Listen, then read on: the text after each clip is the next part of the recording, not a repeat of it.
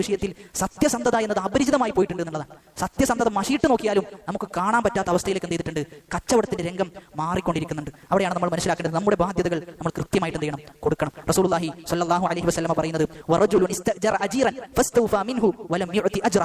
ഖിയാമത്ത് നാളിൽ റസൂൽ എന്ത് ചെയ്യും, ചില ആളുകളോട് തർക്കിക്കുന്ന, ചില ആളുകൾക്കെതിരെ നബി സല്ലല്ലാഹു അലൈഹി വസല്ലം നിൽക്കുന്ന. ആരെക്കുറിച്ച് അത് പറഞ്ഞത്? റസൂൽ പറയാണ്, ഒരാൾക്ക് എന്ത് ചെയ്തു, ഒരാൾ നമ്മുടെ കീഴിൽ ജോലി ചെയ്യാണ്, എന്നാൽ ആ ജോലി ചെയ്യുന്ന ഒരാൾക്ക് നമ്മൾ എന്ത് ചെയ്യുന്നില്ല, കൃത്യമായി ശമ്പളം കൊടുക്കുന്നില്ല എങ്കിൽ നമ്മൾ മനസ്സിലാക്കേണ്ടത് റസൂൽ നമുക്കെതിരെ തിരിയുന്ന അവസ്ഥ ഉണ്ടാവും, റസൂൽ നമ്മോട് ചോദ്യം ചോദിക്കുന്ന അവസ്ഥ ഉണ്ടാവും. അതുകൊണ്ട് അളവിലും തൂക്കത്തിലും കൃത്രിമം വരുത്താന്ന് പറയുമ്പോൾ എന്ത് മാത്രമല്ല, നമ്മൾ കൊടുക്കുന്ന സാധനത്തിൽ മാത്രമല്ല, മറിച്ച് നമ്മുടെ കീഴിൽ ഒരു ജോലിക്കാരനുണ്ട് എങ്കിൽ കൃത്യമായിട്ട് എന്ത് ചെയ്യണം, അവന് ശമ്പളം കൊടുക്കാൻ നമുക്ക് സാധിക്കണം. ഇനി അവൻ ശമ്പളം ചോദിച്ചാൽ നമ്മുടെ മുഖം എങ്ങനെയായിരിക്കും ഉണ്ടാകുക? ഓൻ ശമ്പളത്തിനോട് പണിയെടുക്കുന്നവനാണ്, അവർക്ക് എപ്പോഴും ശമ്പളത്തെക്കുറിച്ച് ചിന്ത ഉള്ളൂ എന്നാണ് നമ്മൾ വിചാരിക്കുക. ഓന് പണിയെടുത്തതിനെ കുറിച്ച് ആരെങ്കിലും ആലോചിക്കോ? അതില്ല, മറിച്ച് ഓൻ എന്താ ചോദിച്ചതിന്റെ പേരിൽ അവനെ ക്രൂശിക്കുക.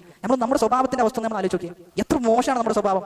ഓൻ ഒരു മാസം പണിയെടുത്തിട്ട് ഓന്റെ അവകാശം ചോദിച്ചപ്പോൾ നമ്മൾ എന്ത് ചെയ്യണം, തിരിച്ചങ്ങോട്ട് ഓൻ ശമ്പളത്തിന് വേണ്ടിയാ പണിയെടുക്കാം. സത്യം പറയാം, നമ്മൾ മനസ്സിൽ കുറച്ചൊക്കെ ഒരു സ്വഭാവം ബാക്കിയുള്ള ഒരാൾക്ക് എന്ത് ചെയ്യാൻ പറ്റൂല, അങ്ങനെ ഒരിക്കലും പെരുമാറാൻ പറ്റൂല എന്നുള്ളതാണ്. ഇതേ വിഷയത്തോട് നമ്മൾ ചേർത്ത് മനസ്സിലാക്കേണ്ട ഒന്നാണ്. നമ്മൾ കുട്ടികൾ എന്ത് ചെയ്യും, ഏറ്റവും നല്ല സ്കൂളിൽ കൊണ്ടുപോയി ചേർക്കും. എന്നിട്ട് ടീച്ചർ ഒരു 4 മെസ്സേജ്, ഫീസിന്റെ മെസ്സേജ് നമ്മുടെ വാട്സപ്പിലേക്ക് വന്നാലോ, ഇയാൾ എപ്പോൾ നോക്കിയാലും ഫീസ് ഉള്ളൂ, പഠിപ്പിക്കുന്നില്ല, ഫീസ് കൃത്യമായി വാങ്ങുന്നുണ്ട് എന്നെന്ത് ചെയ്യും, പറയും. നമ്മൾ മനസ്സിലാക്കേണ്ടത് നമ്മുടെ കുട്ടി അവിടെ പഠിക്കുന്നുണ്ട് എങ്കിൽ കൃത്യസമയത്ത് നമ്മൾ എന്ത് ചെയ്യണം, ഫീസ് കൊടുക്കണം.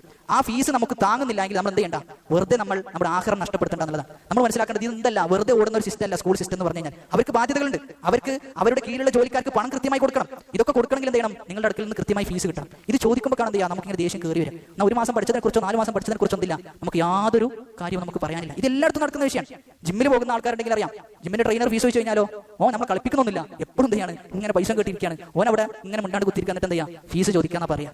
നമ്മൾ മനസ്സിലാക്കുന്നത് ഒരു ദിവസം നമ്മൾ എക്സ്ട്രാ ഫീസ് കൊടുക്കാതെ അവിടെ നമ്മൾ പണിയെടുക്കുന്നുണ്ട്, അല്ലെങ്കിൽ നമ്മുടെ കുട്ടി പോകുന്നുണ്ട് എങ്കിൽ നമ്മൾ മനസ്സിലാക്കുന്നത് ഹറാമാകുന്നത് ചെയ്യണം, നമ്മൾ പേടിക്കണം. ഹറാമായി പോകുന്നുള്ളത് നമ്മൾ ഭയപ്പെടണം എന്നുള്ളതാണ്. എങ്ങനെയാണ് അന്യായമായിട്ട് ഒരാളുടെ ധനം എങ്ങനെയാണ് നമുക്ക് എടുക്കാൻ പറ്റുക? അല്ലാഹു സുബ്ഹാനഹു വ തആല ആയത്തിൽ എന്താ പറഞ്ഞത്?